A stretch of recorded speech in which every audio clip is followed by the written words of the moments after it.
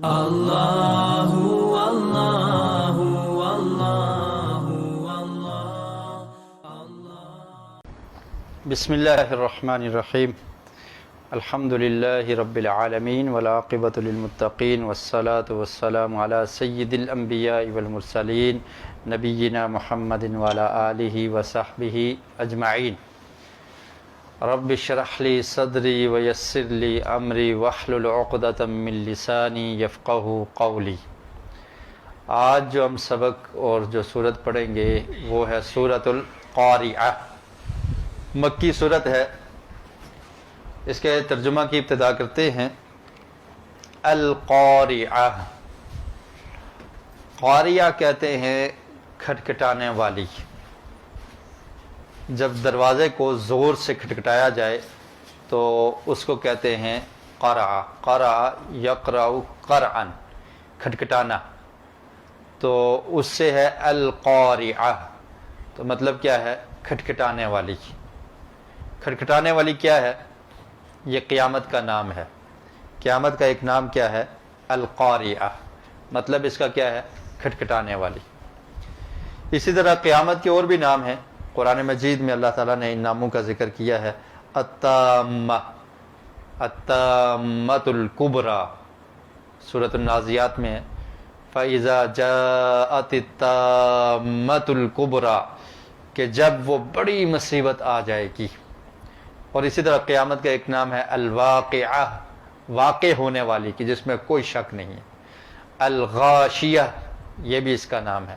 الحاقہ، یہ بھی قیامت کا نام ہے۔ تو اسی طرح اس صورت میں جو نام ذکر ہے اس کا کیا ہے؟ نام ہے القاریعہ، شدت سے کھٹکھٹانا۔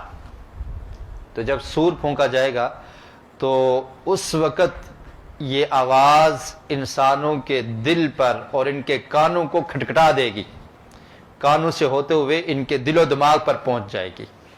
تو یہ مطلب ہے کہ القاریعہ، کہ وہ قیامت کھٹکھٹانے والی کیا چیز ہے؟ مل قاریہ، مل قاریہ کا مطلب ہے کہ کیا چیز ہے وہ، کیسی ہے وہ کھٹکھٹانے والی۔ ماں کا مطلب ہوتا ہے استفہام کے لیے سوالیہ، کہ مل قاریہ، کیسی ہے وہ کھٹکھٹانے والی، کیا ہے وہ کھٹکھٹانے والی۔ اور اس کے بعد کیا فرمایا؟ وما ادراک مل قاریہ، کیونکہ اس کے بارے میں کوئی انسان نہیں جانتا۔ تو تنبیہ کے لیے اللہ تعالی نے فرمایا کہ وہ قیامت کھٹکھٹانے والی ہے، کھٹکھٹانے والی ہے۔ پھر پوچھا مل قاریہ، کیا ہے وہ کھٹکھٹانے والی؟ انسان تو نہیں جانتا، انسان کو اس چیز کا علم نہیں ہے، تو پھر اللہ رب العالمین نے اس کے متعلق کچھ تعارف خود ہی کروا دیا اگلی آیات میں۔ فرمایا وما ادراک، اور تمہیں کس چیز نے معلوم کروایا؟ درایت سے ہے نا، درایت، جاننا۔ جب انسان قبر میں اتر جائے گا تو اس سے جب سوالات ہوں گے تو جو شخص سوالوں کے جواب نہیں دے سکے گا تو وہ یہ کہے گا کہ مجھے کچھ پتہ نہیں ہے، ٹھیک ہے، ما دریت ولا تریت، کہ مجھے کچھ پتہ نہیں ہے، میں نہیں جانتا۔ اور اسی طرح لفظ عربی میں استعمال کرتے ہیں لا ادری، کہ مجھے علم نہیں ہے، میں نہیں جانتا۔ تو پوچھا وما ادراک، تجھے کس چیز نے معلوم کروایا مل قاریعہ، کہ وہ کھٹکھٹانے والی کیا ہے؟ یعنی تمہیں کیسے معلوم ہو سکتا ہے، تمہیں کیسے معلوم ہے کہ وہ کھٹکھٹانے والی کیا ہے؟ انسان اس کے بارے میں نہیں جانتا، یہ ایک غیبی امر ہے اور غیب کی بات ہے۔ قیامت کے بارے میں ہمیں اتنا ہی علم ہے جتنا اللہ رب العالمین نے ہمیں بتا دیا۔ تو پھر فرمایا کہ قیامت کے دن اس کے مناظر کیا ہے؟ یوم یکون الناس کالفراش المبثوث۔ یوم کا مطلب کیا ہے؟ دن۔ یوم، اس دن، یکون الناس، ہوں گے لوگ، لوگوں کی حالت کیا ہوگی قیامت کے دن؟ کالفراش المبثوث، پروانوں کی طرح جو بکھرے ہوئے ہیں۔ پروانے دیکھیں کہ ابھی جو بکھرے ہوئے پروانے ہیں ان کی طرح لوگوں کی حالت ہوگی، کہ ایسے جا رہے ہوں گے، ایسے چل رہے ہوں گے، ایسے دوڑ رہے ہوں گے جیسے پروانے دوڑتے ہیں۔ پروانے کہتے ہیں وہ چھوٹے چھوٹے، وہ جو مچھر کی طرح کے ہوتے ہیں، جب کہیں دیا جلے یا آگ جلے تو اس کے اوپر جمع ہو جاتے ہیں۔ اصل میں ان کی نظر کمزور ہوتی ہے، تو وہ دن کی روشنی کی تلاش میں ہوتے ہیں، تو جب اچانک ان کو روشنی نظر آتی ہے، آگ جلنے کی روشنی نظر آ گئی، کہیں دیا جل رہا ہے، تو وہ اس پر ٹوٹ پڑتے ہیں، جمع ہو جاتے ہیں کہ یہاں پر روشنی ہے، پہنچ جاؤ، اور جب وہاں پر پہنچتے ہیں تو کیا ہوتا ہے کہ وہ آگ میں جل جاتے ہیں۔ تو فرمایا کہ قیامت کے دن ان پروانوں کی طرح لوگ بکھرے ہوئے ہوں گے اور اس طرح سے جمع ہوں گے، اور کسی کو کسی کی فکر نہیں ہوگی، اپنی دوڑ لگائے ہوا پہنچ رہا ہوگا، کہ وہاں سے جب آواز آئے گی کہ جمع ہو جاؤ، تو اس طرح سے بکھرے ہوئے لوگ پہنچیں گے، کہیں مرد ہیں، عورتیں ہیں، کون کون لوگ ہیں، کس طرح کے لوگ ہیں، ہر کوئی اپنی حالت اور کیفیت میں، اس کو کسی کی کوئی پرواہ نہیں ہے، اور سب نے دوڑ لگائی ہے۔ جیسے وہ پروانے دوڑ لگا کر اس چراغ اور آگ کی طرف پہنچ جاتے ہیں، ایک دوسرے کی پرواہ نہیں ہوتی، ایسے ہی لوگوں کی حالت ہوگی جب قیامت قائم ہوگی، تو اس طرح سے وہ پہنچیں گے وہاں پر۔ قرآن مجید میں بہت ساری جگہوں پر اس منظر کا ذکر ہے۔ سورۃ القمر کی آیت نمبر 7 میں اللہ تعالی نے فرمایا خش عن ابصارهم یخرجون من الاجداث کانهم جراد منتشر، فرمایا کہ خش عن ابصارهم، ان کی نگاہیں جھکی ہوئی ہوں گی، اور نگاہوں کو جھکائے ہوئے، یخرجون من الاجداث، قبروں سے وہ نکلیں گے، کانهم جراد منتشر، گویا کہ ٹڈیاں ہیں بکھری ہوئی۔ یہاں پر فراش کا لفظ استعمال کیا، اور اس جگہ پر کیا لفظ استعمال کیا؟ جراد۔ جراد کہتے ہیں ٹڈی دل۔ آپ نے دیکھا ہوگا کہ فصلوں پر جب ٹڈیاں آ جاتی ہیں، سپرے وغیرہ لوگ کرتے ہیں، تو یہ ٹڈیاں چھوٹی چھوٹی، تو اس طرح فرمایا کہ اس طرح لوگ ہوں گے، کأنہم جراد منتشر، جیسے یہ ٹڈیاں بکھری ہوئی ہیں، پھیلی ہوئی ہیں، اسی طرح لوگ ہی لوگ نظر آئیں گے، اور اس طرح سے یہ پہنچیں گے۔ کیسے پہنچیں گے؟ مہطئین الی الداعی یقول الکافرون ھذا یوم عسر، فرمایا دوڑ لگائے ہوئے ہوں گے، اور ایک جگہ پر فرمایا کہ سروں کو جھکا کر انہیں دوڑ لگائی ہوگی، دوڑتے ہوئے آئیں گے، الی الداعی، پکارنے والے کی طرف۔ جب پکارنے والا ان کو پکارے گا کہ جمع ہو جاؤ، تو دوڑ لگا کے لپکیں گے، اور بغیر کسی کی پرواہ کی یہ سب اس طرف چل رہے ہوں گے۔ اور فرمایا کہ اس دن کافر کیا کہیں گے؟ ھذا یوم عسر، یہ تو بڑا مشکل ترین دن ہے۔ اور قرآن مجید میں سورہ حاقہ میں بھی اللہ تعالی نے جب قیامت کا منظر بیان کیا، الحاقۃ ما الحاقہ وما ادراک ما الحاقہ، کہ حاقہ کیا ہے، وہ حقیقت میں واقع ہونے والی وہ کیا ہے، اور تمہیں کس چیز نے معلوم کروایا؟ تو اس میں بھی اللہ تعالیٰ نے فرمایا کہ اس دن جو پہاڑ اور زمین ہیں یہ اس طرح سے ہوں گے جیسے بکھری ہوئی روئی ہوتی ہے، تو اس طرح سے پہاڑوں کا منظر ہوگا، اس طرح سے زمین کا منظر ہوگا، اور اس طرح سے انسان بھاگتے ہوئے چل کے آئیں گے، ٹڈیوں کی طرح اور پروانوں کی طرح۔ اور نبی اکرم صلی اللہ علیہ وسلم نے بھی اس چیز کا ذکر حدیث میں کیا جہاں پر فراش کا ذکر ہے۔ آقا علیہ الصلوۃ والسلام نے ارشاد فرمایا، صحیح البخاری کی حدیث ہے، کہ میری مثال اس آدمی کے مثال کی طرح ہے کہ جس نے اضاءت نارا، جس نے آگ کو روشن کیا۔ جب آگ روشن ہوگی تو اس پر فراش آگے، وہاں پر حدیث میں بھی فراش کے الفاظ ہے کہ فراش آگے، یہ پروانے آگے، اور وہ اس آگ میں کودنے کی کوشش کرتے ہیں، آگ میں کود رہے ہیں، اور وہ شخص ان کو بچانے کی کوشش کرتا ہے کہ بچ جاؤ، ہٹ جاؤ، یہ آگ ہے، ہلاک ہو جاؤ گے، لیکن وہ سنتے نہیں ہیں، آگ میں کود جاتے ہیں۔ فرمایا میری مثال اس شخص کی طرح ہے، فرمایا کہ میں بھی تمہیں انا آخذ بحجزکم، تمہاری پشتوں کے پیچھے سے، تمہارے تہمت سے پکڑ کے تمہیں کھینچتا ہوں کہ آگے آگ ہے، آگ کی طرف نہ جاؤ، لیکن لوگوں نے زور لگایا ہوا ہے اور اس آگ میں کودنے کی کوشش کر رہے ہیں۔ فرمایا میری مثال بھی اس شخص کی مثال کی طرح ہے۔ اس حدیث سے دو چیزیں سمجھ آتی ہیں کہ نبی اکرم صلی اللہ علیہ وسلم کے اندر کتنی تڑپ تھی، کتنی جستجو تھی، کس طرح سے لوگوں کو جہنم کی آگ سے بچا رہے تھے، کیسے لوگوں کو جہنم سے روکنے کی کوشش کیا کرتے تھے۔ میں تمہارے پیچھے سے کھینچتا ہوں، یہ نہیں جو جاتا ہے جاؤ، میں نے اپنا پیغام پہنچا دیا، اگر ماننا ہے تو تمہاری قسمت، نہیں مانو گے تو تمہارا نقصان ہے، ایسے نہیں کیا۔ اور قرآن مجید میں اللہ رب العالمین نے آقا علیہ الصلوۃ والسلام کے بارے میں فرمایا کہ وہ اس طرح سے کوشش کرتے تھے، باخع نفسک، کہ اللہ کے رسول آپ کہیں اس غم سے اپنے آپ کو نہ ہلاک کر دیں، اتنا غم تھا لوگوں کا کہ یہ لوگ جہنم کی آگ سے بچ جائیں. اور اس حدیث میں فرمایا کہ میں تمہیں پیچھے سے پکڑ کے کھینچتا ہوں، اور جس طرح پروانے آگ میں کودنے سے نہیں رکتے، اسی طرح تم لوگوں نے بھی زور لگایا ہوا ہے اور تم اس طرف دوڑتے چلے جا رہے ہو. تو وہاں پر بھی فراش کا لفظ اللہ کے رسول نے استعمال کیا، کل فراش المبسوس، جیسے قرآن مجید میں ہے کہ اس طرح پروانے جیسے آگ میں کودتے ہیں، اس طرح لوگ بھی کودنے کی کوشش کرتے ہیں.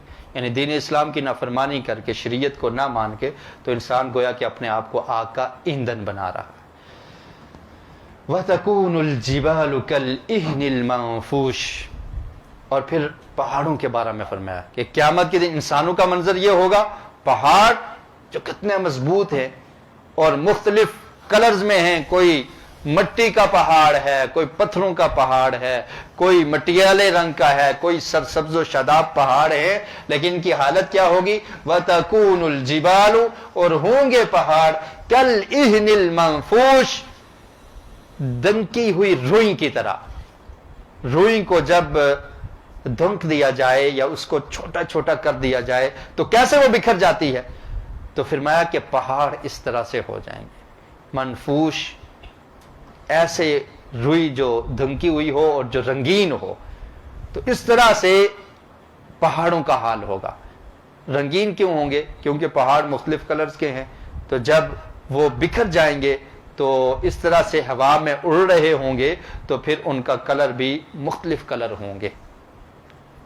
وَتَكُونُ الْجِبَالُ كَالْإِهْنِ الْمَنفُوشِ. اور سورہ حاقہ میں اللہ رب العالمین نے ارشاد فرمایا وَحُمِلَتِ الْأَرْضُ وَالْجِبَالُ فَدُكَّتَا دَكَّةً وَاحِدَةً. اور پھر اٹھایا جائے گا زمین کو اور پہاڑوں کو. وَحُمِلَتِ الْأَرْضُ وَالْجِبَالُ، زمین کو بھی اٹھایا جائے گا اور پہاڑوں کو بھی اٹھایا جائے گا، اور پھر ایک ہی دفعہ ان کو ایسے کر دیا جائے گا، ملیامیٹ ہو جائیں گے، ختم ہو جائیں گے اور بکھر جائیں گے. فَدُكَّتَا دَكَّةً وَاحِدَةً، ایک ہی دفعہ ان کو بکھیر دیا جائے گا. تو یہاں پر فرمایا کہ جیسے روئی بکھری ہوئی ہوتی ہے، اس طرح سے یہ پہاڑوں کی کیفیت ہوگی قیامت کے دن. فَأَمَّا مَنْ ثَقُلَتْ مَوَازِينُهُ. اور اس دن کامیاب کون ہوگا؟ کہ قیامت کا منظر بیان کرنے کے بعد اللہ تعالیٰ نے فرمایا کہ کامیاب کون ہوگا، کون سے انسان کامیاب ہو جائیں گے. فَأَمَّا، تو وہ شخص، مَنْ ثَقُلَتْ، جس کے میزان وزنی ہوں گے. موازینہ، جس کے میزان وزنی ہوں گے. موازین یہ جمع ہے میزان کی. میزان کہتے ہیں پلڑے کو. ترازو آپ نے دیکھا ہوگا، ترازو کے دو پلڑے ہوتے ہیں. تو فرمایا کہ جس کے یہ وزنی ہوں گے، جس کا پلڑا بھاری ہوگا تو وہ کامیاب ہو جائے گا. فَأَمَّا مَنْ ثَقُلَتْ، ثَقُلَتْ کا مطلب ہوتا ہے ثقیل، وزنی ہونا، بھاری ہونا. تو جس کے موازین یعنی وہ پلڑے بھاری ہوں گے، جس کا ترازو بھاری ہوگا، وہ کامیاب ہو جائے گا. یعنی جس کی نیکیاں زیادہ ہوں گی، نیک اعمال زیادہ ہوں گے، جب ان کو تولا جائے گا، ان کو پلڑوں میں تولا جائے گا، تو جو بھاری پلڑا ہوگا اور جس کے نیک اعمال زیادہ ہوں گے تو وہ انسان کامیاب ہو جائے گا. تو اس سے یہ پتہ چلتا ہے کہ اعمال بھی تلیں گے، اعمال کو بھی تولا جائے گا. ہم یہ سمجھتے ہیں نا کہ دنیا میں تو غلہ، غذا، چاول تولے جاتے ہیں، چینی تولی جاتی ہے، گندم تولی جاتی ہے. انسان کے اعمال ہم دیکھ نہیں سکتے، لیکن یہ قیامت کے دن کیا ہوں گے؟ تلیں گے. جیسے آپ دیکھ لیں کہ بخار کا پیمانہ ہے، اس کو جانچنے کے لیے تولا نہیں جاتا، لیکن پتہ لگ جاتا ہے کہ کتنا بخار ہے. کیا خیال ہے؟ حرارت کتنی ہے، ٹمپریچر کتنا ہے. تو اسی طرح یہ بھی میزان ہے، انسان کے اعمال، نیکیاں کتنی ہیں، برائیاں کتنی ہیں. وَلِلَّهِ الْمَثَلُ الْأَعْلَى. یہ تو دنیاوی مثالیں ہیں جو لوگوں نے بنائی ہوئی ہیں، اور جن کو بنانے والا، جن لوگوں کو دماغ دینے والا وہ رب العالمین ہے. تو اس کی کیا شان ہے، وہ کیسے میزان ہوگا، کس طرح سے اعمال تلیں گے، اللہ تعالیٰ بہتر جانتا ہے. لیکن اعمال تلیں گے، اعمال کا وزن کیا جائے گا اور دیکھا جائے گا کہ نیکیاں زیادہ ہیں یا برائیاں زیادہ ہیں. اور جس کے میزان نیکیوں کے ساتھ بڑھ جائیں گے، اس کی نیکیاں بہت زیادہ ہوں گی، تو وہ شخص کامیاب ہو جائے گا. اسی لیے آقا علیہ الصلوۃ والسلام نے فرمایا کہ کسی بھی نیکی کو حقیر نہ سمجھو. چھوٹی سی چھوٹی نیکی ہے، اس کو حقیر نہ سمجھو. اگر تم اپنے مسلمان بھائی سے خوشی کے ساتھ مل لیتے ہو اور بساطت کے ساتھ، چہرے پر خوشی ہے، خوش اخلاقی کے ساتھ اس کو مل لیتے ہو تو یہ بھی نیکی ہے، اس کو بھی حقیر نہ سمجھو۔ تو قیامت کے دن ایک ایک نیکی کی ضرورت ہوگی۔ وہ کیسا منظر ہوگا، لوگوں کی حالت آپ نے دیکھ لی، اور سورہ عبس میں بھی اللہ تعالیٰ نے اس چیز کا ذکر کیا، یوم یفر المرء من اخیہ وامہ وابیہ وصاحبتہ وبنیہ لکل امرئ منہم یومئذ شأن یغنیہ۔ لوگ کیسے بھاگ رہے ہوں گے؟ یفر المرء من اخیہ، بھائی سے بھاگے گا انسان، اپنی والدہ کو چھوڑ کے بھاگ جائے گا، ماں سے بھاگے گا، باپ سے بھاگ جائے گا، بیوی سے بھاگ جائے گا، دوست و اقارب کو چھوڑ دے گا، کوئی کسی کا نہیں ہے، ایک دوسرے کو چھوڑیں گے۔ آج یہ جو رشتہ دار ہیں جو ہمارا ساتھ دیتے ہیں مصیبت میں، پریشانی میں، قیامت کے دن ساتھ دینے والے نہیں ہیں، تو ان کے ساتھ اتنا ہی ساتھ رکھا جائے کہ جو عارضی ساتھ ہو۔ کیا مطلب؟ کہ اگر اللہ رب العالمین کا فرمان آ جائے، اللہ کا حکم آ جائے تو ہم اللہ کے حکم کو چھوڑ دیں اور رشتہ داری کو نبھاتے رہیں، تو قیامت کے دن یہ کام نہیں آنے والے، کوئی فائدہ نہیں ہوگا۔ اگر آپ نے اللہ کے حکم کو ترک کر دیا بیٹے کی خاطر، قیامت کے دن بیٹا بچا سکے گا؟ نہیں بچائے گا۔ والد کی خاطر اللہ کے حکم کو چھوڑ دیا، ترک کر دیا، رب کو ناراض کر دیا، اپنی اولاد کو خوش کر دیا ہے، تو یہ اولاد کس کام کی ہے؟ جب انسان فوت ہو جاتا ہے، قبر کے نیچے اس کو دبا دیا جاتا ہے، مٹی پھینک دی جاتی ہے، اولاد صرف وہ مال و متاع اکٹھا کرتی ہے جو والد ان کے لیے چھوڑ چکا ہے، اور اس پر لڑائی کرتی ہے کہ یہ میرا ہے، یہ میرے لیے ہے، یہ میں تمہیں نہیں دوں گا، اور یہ کام ہو رہے ہے۔ بس دعا کرنے کی بھی فرصت نہیں ہوتی اولاد کو، اور قیامت کے دن یہ کیا کام آئیں گے؟ اور اسی طرح دوست و احباب بھی کام نہیں آئیں گے۔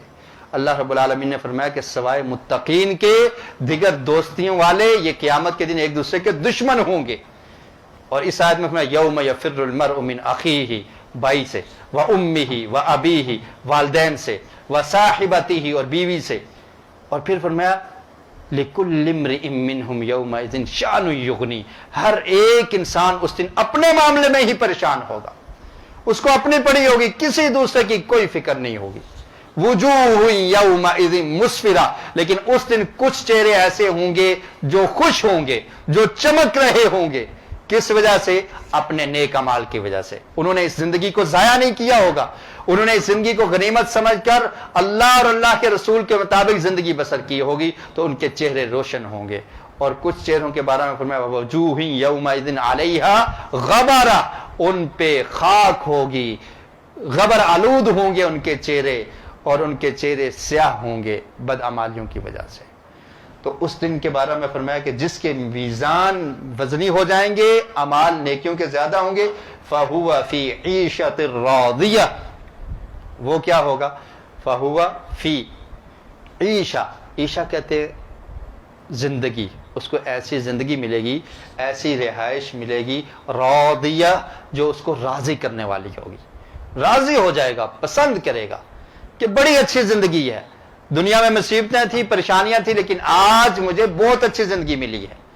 تو قیامت کے دن جس کے اعمال نامہ دائیں ہاتھ میں دے دیا جائے گا یا اس کا پلڑا بھاری ہوگا، تو اس کی زندگی اس کو راضی کرنے والی ہوگی۔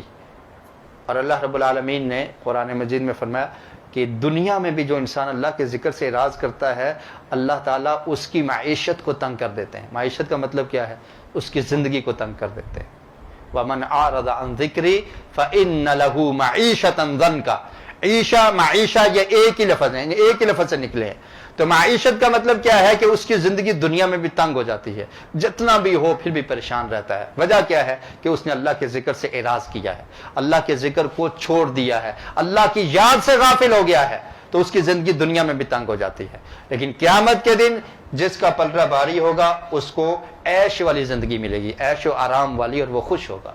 وَأَمَّا مَنْ خَفَّتْ مَوَازِينُهُ، اور فرمایا کہ دوسرا وہ شخص خفت، ہلکے ہوں گے، تخفیف، خفیف، اردو میں بھی یہ لفظ استعمال ہوتا ہے، خفت، ہلکا ہوگا، موازینہ، اس کے میزان، اس کا ترازو ہلکا ہوگا، اس میں نیکیاں نہیں ہوں گی، نیکیاں کم ہوں گی تو ترازو ہلکا ہو جائے گا، تو اس کے لیے کیا ہوگا؟ فَأُمُّهُ ہاویہ، تو اس کی ماں، امو عربی میں ماں کو کہتے ہیں، ماں کو کہتے ہیں، فَأُمُّهُ، تو اس کی ماں کیا ہوگی؟ ہاویہ، اس کی ماں ایک گہرائی ہوگی، گہرا کھڈا اس کی ماں ہوگی۔ تو لفظی مطلب کیا ہے امو کا ماں، لیکن مطلب کیا ہے ٹھکانہ، اس کا ٹھکانہ. جب بچہ چھوٹا ہوتا ہے تو ماں کیا کرتی ہے، اس کو اپنی گود میں لے لیتی ہے. بچے کا ٹھکانہ کیا ہے، ماں کی گود. تو یہاں پر اللہ رب العالمین نے وہی لفظ استعمال کیا کہ فَأُمُّهُ، تو ایسے شخص کا ٹھکانہ کیا ہوگا، ہاویہ، ایک بہت گہرائی والا کھڈا ہوگا. ہاویہ کہتے ہیں گرنے کو. جب کسی چیز کوئی کھڈا ہو، کوئی گہری کھائی ہو، اس میں گرنا ہو تو اس کو کیا کہتے ہیں، ہاویہ. تو جہنم کی گہرائی، اور جہنم کا نام کیا ہے، ہاویہ. تو فرمایا کہ ایسے شخص کا ٹھکانہ کیا ہوگا، ہاویہ ہوگی، وہ جہنم ہوگی جو بہت گہری ہے. اور اس جہنم کے بارے میں اللہ کے رسول نے فرمایا، صحیح البخاری کی حدیث ہے، فرمایا کہ یہ جو دنیا کی آگ ہے اس سے 70 گنا سخت آگ ہے. یہ دنیا میں جو آگ ہے یہ جہنم کا 70واں حصہ ہے، یعنی اس سے 69% زیادہ سخت آگ ہوگی جہنم کی آگ. تو دنیا کی آگ سے آپ اندازہ لگا سکتے ہیں کہ اگر اس آگ میں کسی انسان کو پھینک دیا جائے تو اس کی کیا کیفیت ہوتی ہے. تھوڑی دیر کے بھی آگ میں اپنی انگلی کو رکھ کر دیکھیں کہ کیا کیفیت ہوتی ہے. انسان کی چیخیں نکل جاتی ہیں، انسان پریشان ہو جاتا ہے. تو وہ آگ جس کا ایندھن وقودها الناس والحجارہ، جس کا ایندھن لوگ اور پتھر ہوں گے، پتھروں سے بھڑکائی ہوگی، تو وہ کتنی شدید ہوگی. تو آقا علیہ الصلوۃ والسلام نے فرمایا کہ اس آگ سے 70 گنا زیادہ سخت وہ آگ ہے. فَأُمُّهُ ہاویہ، تو اس کا ٹھکانہ یہ گہری جہنم ہوگی.